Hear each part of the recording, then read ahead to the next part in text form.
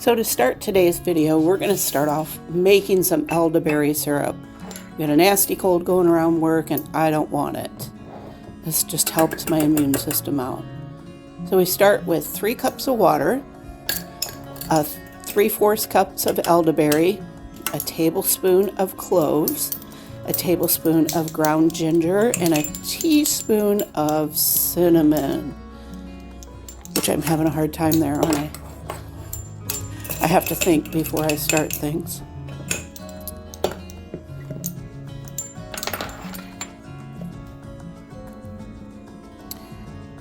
Put those together and then give it a stir, and you want to bring this to a boil on the stove.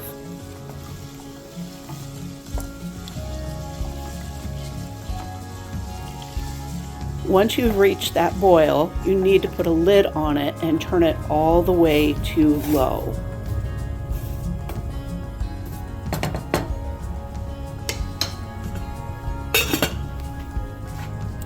You're going to simmer that for 45 minutes, and then you want to strain your juice off from the berries. When that has cooled, you want to add 1 cup of honey.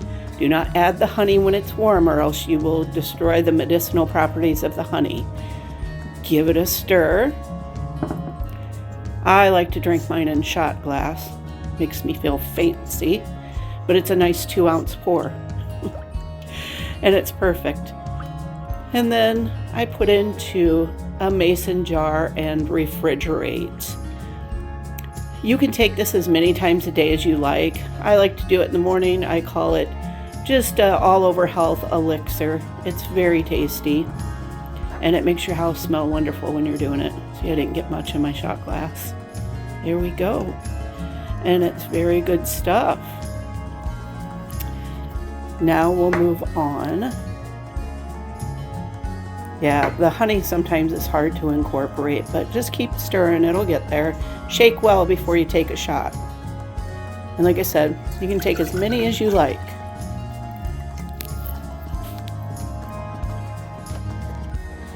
Okay, so we are out back this morning. I'm trying to stay out of the wind. It's really strong. So we are on the east side of the barn. And I just wanted to give you a glimpse of the gardens. Now, unfortunately, when I have to be idle, then my mind becomes very active. And I come up with these wonderful ideas that my husband loves all the time. So my vision for this year is to take down the fence. The fence was up because I was having problems with, I'm going to say critters, but both 4-legged and 2-legged kind, coming into the garden and taking what they wanted. So I put up the fence a couple years ago. Problem is, look at, I weed whack this fence, and the grass growing up just drives me crazy. So the goal is, and I've already started buying, I'm going to start in this corner right over here. That would be the southeast corner. And I have tubs. The middle fence there, in between, this is the new flower garden add-on. So this middle fence is going to come out. I'm going to start down here and start putting these raised garden beds all the way down and on the north side. The new gate will be down here. The reason being, I want to widen the gate because now I have a tractor and it's going to be much easier for me to get in to put compost and stuff down. I'm just buying it by the dump truck full this year. Then there will be another opening over on this side, the southeast corner. Gosh, I'm way out of line. So, and then I can go on the south side. Because like right now I have 600 tulips planted in there. I know, everything looks a mess right now. It's just that time of year. I was hoping to get started on this soon, but we got another 6 to 8 inches of snow coming in tomorrow. So that's not going to happen. Oh, look at, there's my friend the squirrels. that like to eat my tulip bulbs. That's why I put down chicken wire over the tulip bulbs. I just noticed all my landscaping staples to hold the wire down has been popping up. So the tubs, see those 2 tubs there? I know it's not very good, but that is what I'm using to go all the way around. They're wide enough that if somebody wants to get it in, they're gonna have to really try. They're gonna have to do some spider monkey moves to get across. And they're tall enough. It's gonna double my garden space, basically. It's gonna give me a whole bunch more area to garden, which I'm super excited about. So I have 5 of them in the barn already to be put together. I measured it out. I'm gonna need about 12. The goal is to get this east side and the north side done this year. I cannot do the west side. That's just gonna have to stay the way it is, or else I can't get the side-by-side into the orchard. And I really need that in the orchard. So that is the plan. Now let's go in and I will show you what I have planned for seeds. All right, see you inside. So these are the seeds I'm going to be starting for the tubs on the east side of the flower garden. I kind of went crazy at Select Seeds, and it's all their fault with their beautiful catalog that gave me these ideas. And plus I love where we go foraging and hunting. So I kind of want that wild cottagey look. So that's what I'm going for with this. So first, the very back row, this is the tall stuff. I will have Angelica Vickers Mead, Heliopsis Burning Hearts, and I will put some blue false indigo in between those. So for the next step lower, as I'm calling it, the middle upper level, I'm going to do some sea holly. I'm not even going to try to pronounce that. Some mullein wedding candles. And some verbena Bampton.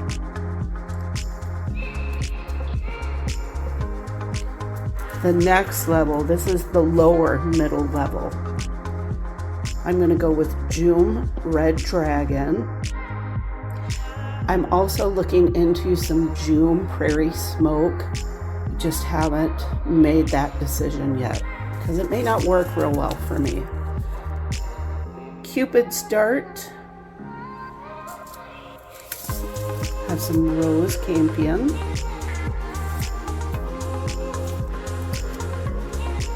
Some Pimpinella Rosé and Lobelia Starship Rose. So for the very front, so this will be facing into the garden. These will be facing towards the yard. So we'll be going from east to west with these. Primrose Cowslip. This I love. Celine, Carmine, Sibelia, Carmine, and last but not least, and this is just a spraying, but I'll find something else to fill in, Wild Primrose. These are all perennials. Some of them will not be perennials, like the primrose. Some places they're perennials, but they won't make it here.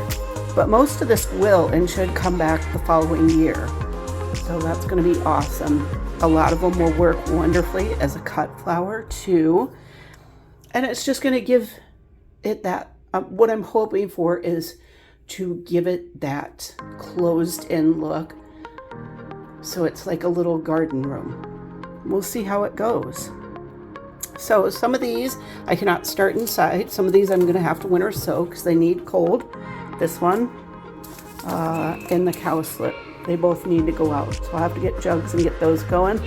The rest of these, I have the trays ready and I'm gonna get going on those, getting them planted. Okay, so we are ready to get planting. To label, I just use duct tape, a Sharpie, and scissors to cut the duct tape. And I just kind of put what the plant is, how many rows. So each of these is going to be 2. I am not one to sit and put one seed in each cell. I do not have that kind of time. That's for crazy people, crazier than I am. I usually just take the seed. As you can see, seeds are very fine and little. I just sprinkle them over the top. A lot of these do not even want to be covered, so that's where the vermiculite comes in. They're supposed to be covered with a fine layer of vermiculite. I get my seed starter mix at Beautiful Land Products. They're out of West Branch, Iowa, and they're close for me. They sell to commercial growers, and I can just drive and pick up my orders and bring it back and unload it. That way I don't have to worry about shipping and stuff, because they're only about 35 minutes from me. So let's get going. So we're going to start with the Celine first. And like I said, the seeds are very fine. So this is the very first 2 rows. I just kind of sprinkle on.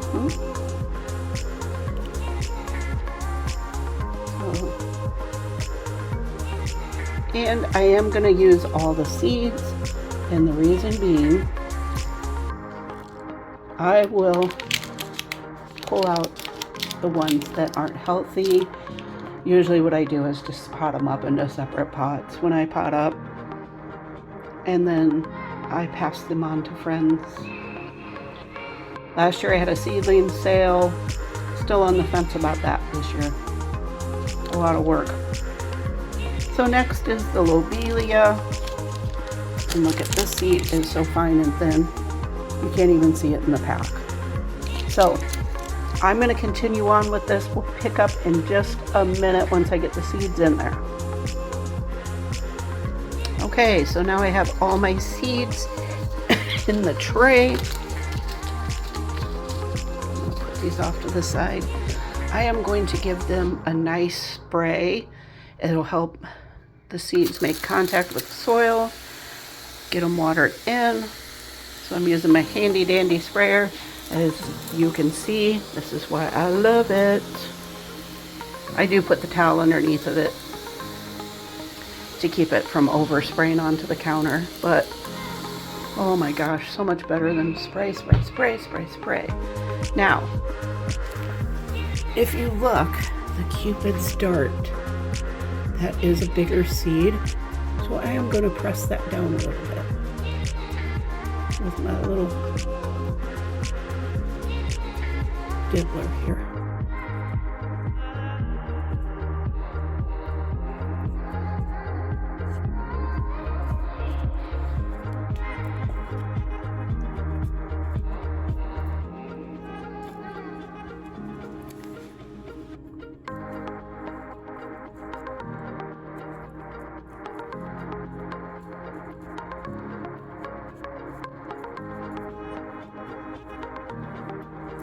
I don't want them too deep, but all right.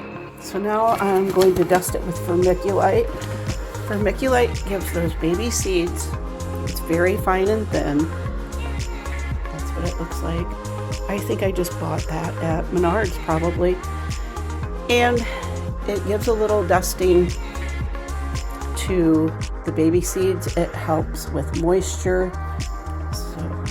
What I'm going to do is just a fine thin layer over this tray, because this tray really, most of them called for just vermiculite to cover with soil.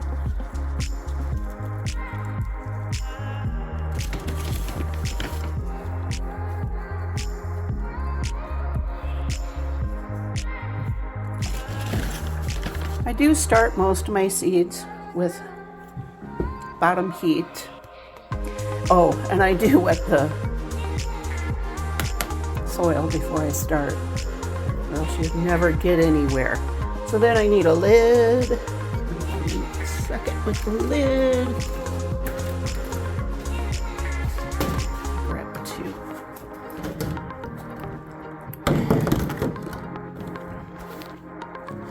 There we go. Then they'll go into a germination mat.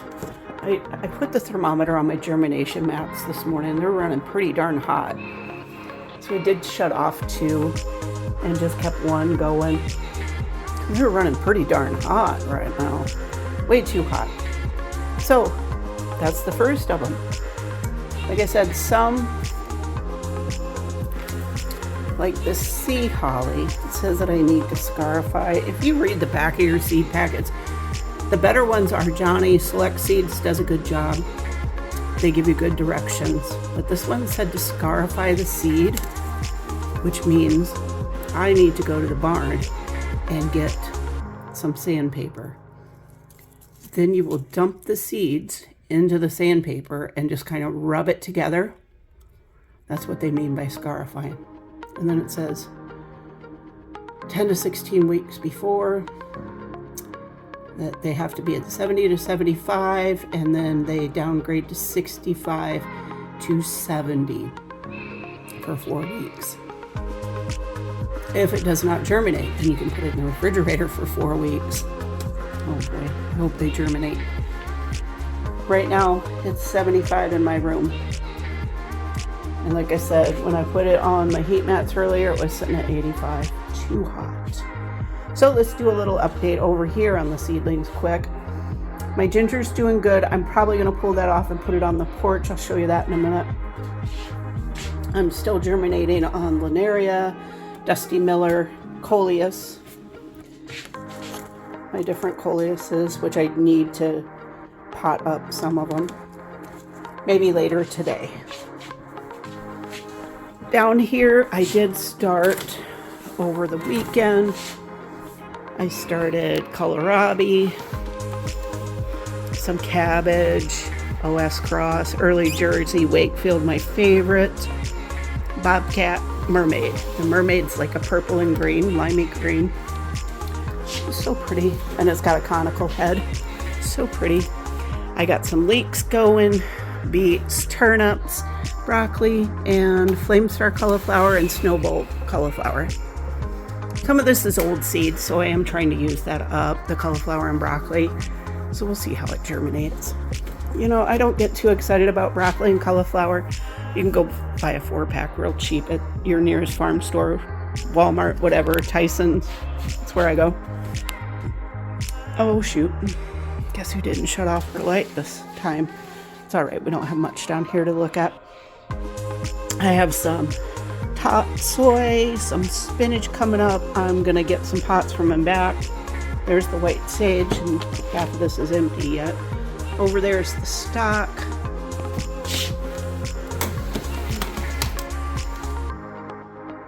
They're doing well. And in here I've got cress, Sweet Annie, Feverfew, Bachelor Buttons. Really not much germination in this tray yet. It was just, I think I had it too hot. Bachelor Buttons are coming. And here's another one I pulled off the heat this morning, the rosemary and the white sage. Still going, still got some to move. Don't mind the mud.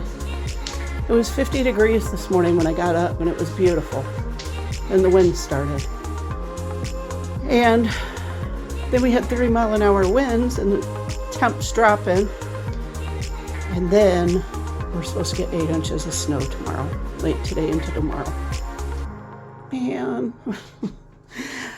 So here's my shallots. I moved this rack in this morning because I felt they needed more sun. So there's shallots. And over here we've got the thyme just hanging out, doing its thing. Thyme likes to be dry. I might move that over by the shallots. I probably will. But I wanted to move the ginger out here too. I'll move it to that shelf. Okay, I'll take you to the laundry room for an update. Okay, laundry room update. Still got the fan going. We've got Anytime stock mix from Baker Creek, Avalanche, which is white, and then Iron Purple, and then some Linaria down there at the end. Here's my little tray of lettuce. I am going to pot those up. I have some containers that I bought at the dollar store and put holes in. They're like old white wash basins. Super cute. I just got to find some bottoms for them. And then I'm going to put that in and make some lettuce bowls and start some more lettuce.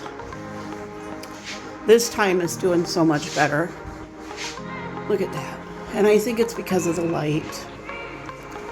Eucalyptus babies are doing wonderfully. And I'm thinking about, they keep getting big, I'm going to snip some and make some eucalyptus soap. The sage looks good, but needs bigger pot, so back to the barn. I'm gonna have a whole load coming back from the barn today, aren't I? Down here, I have antique pink stock. The violas are doing wonderfully. They'll probably be blooming before we get outside. More baby sages, some thyme and that fennel. Here's the chamomile. And that's caraway back there. So caraway to the back. The ferny is the caraway. I guess this is the parsley. Lisianthus babies. I just watered this morning too. Look at how fast the fan dries them out. I'm gonna flip it around. Oh, look at all the parsley. Guess where the parsley needs to be? In bigger pots. Yay! And shallots. These shallots look great. And I think it's the light. Lizzies, Lizzies, Lizzies. I have another, oh my gosh, 450 Lizzie plugs coming, I think in 2 weeks. I gotta check that date. So this is the update from here, but look at how wonderful they're doing. Oh, I can't wait. They're so pretty. I saw somewhere today, sorry about the wash machine going, but they called Lisianthus the American Rose. So we're gonna have lots of American roses here. All right, onward. Okay, let's make a tea blend. Today, it was 50 degrees when I got up this morning, but now we're dropping and we're getting ready for another winter storm. Yay! But my mind is on spring, big time. So let's go ahead and mix up something a little springy. So I'm going to start with some elderflower. I have elderberry bushes out back. And in the ditch, we got a crick, and they really like growing there. I'm going to use a cup of each of these. So we'll do a cup of elderflower, a cup of Tulsi. Like I said, I add Tulsi to just about everything. And Tulsi grows so easy and wonderfully in the garden. And it's incredible. It just makes you happy. So we got a cup of Tulsi. Let's do the rooibos. So this is a tea. It just is a different form of tea. We could go into white tea versus black tea versus red tea. It's all good for you. This is a little sweeter. So this will give us our sweetness and just a touch of caffeine. Not much, and a beautiful color. Then we're gonna do raspberry leaves. I also have raspberries out back. And last year, finally, had a wonderful raspberry year. They tend to stick together and clump, but that's all right. It was. I actually beat the beetles to them. So, and last but not least, dried mulberries. Because around here, spring really is April, May, and June.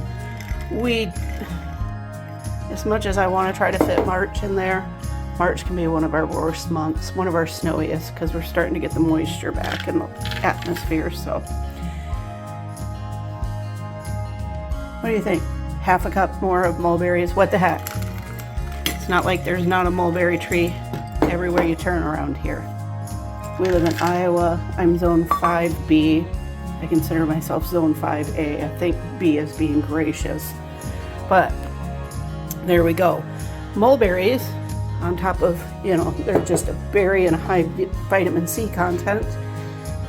They are excellent for blood pressure. And so is the red raspberry leaf. And being a nurse, sometimes I need that bump. I am in my mid-50s, and I haven't gone through that wonderful time of life yet that women experience at this time. But I know that we lose our protective estrogen as we take this journey, and we need to be very mindful of what we eat, unfortunately, and what we drink. There's a lot of things, because when we lose that protective estrogen, it opens us up for a lot of heart disease and heart attacks. And actually, that is the number one killer of women, is heart disease. So we'll mix that up. So I really try, I don't drink alcohol. I try to eat good. I'm not saying I'm not bad, because I am. Girls at work can attest that some days the stress eating. But I really have made an effort lately. My last physical wasn't too bad. So there we go. So I'm gonna find a jar for this, and then we'll give it a name. All right, so I've got a cup brewed of our tea blend for today.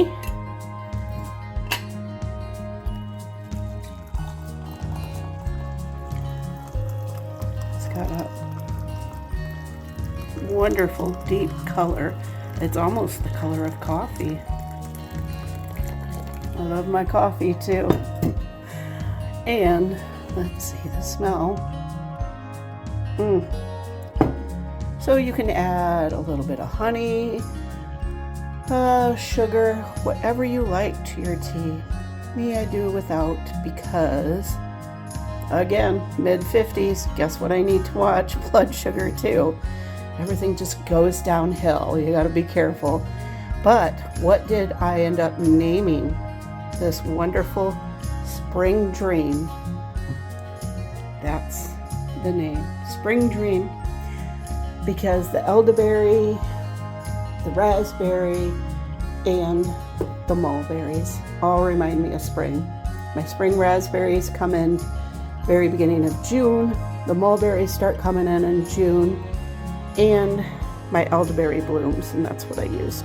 So, to me, this is a spring dream. Have a wonderful day, everybody. See you next time.